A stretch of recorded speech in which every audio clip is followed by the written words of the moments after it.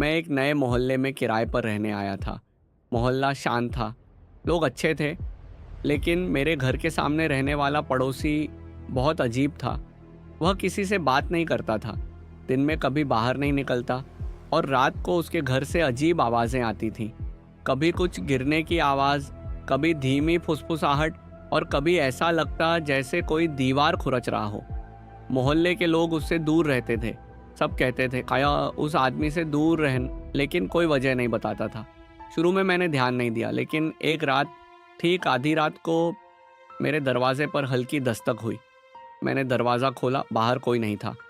नीचे देखा तो एक कागज़ पड़ा था, उस पर लिखा था, रात को खिड़की मत खोलना। मेरे हाथ कांपने लगे। मैंने बाहर झांका, सामने वाले पड़ोसी के घर की सारी लाइटें बंद थीं। अगली रात फिर वही दस्तक हुई।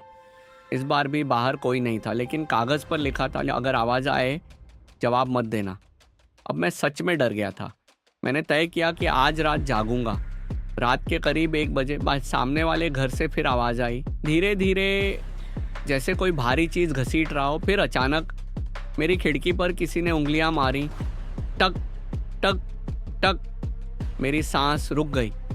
मैंने हिम्मत करके पर्दा थोड़ा सा हटाया और बाहर देखा। सामने वही पड़ोसी खड़ा था, लेकिन उसकी आंखें सीधे मेरी तरफ नहीं थीं।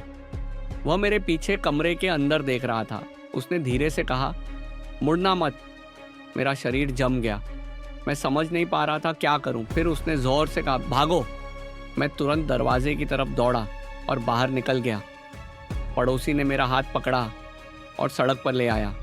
मैंने कांपते हुए पूछा, क्या हुआ? उसने मेरे घर की तरफ देखते हुए कहा, जिसने तुम्हें चिट्ठियां भेजी वह मैं नहीं था। मेरे पैरों तले ज़मीन खिसक गई।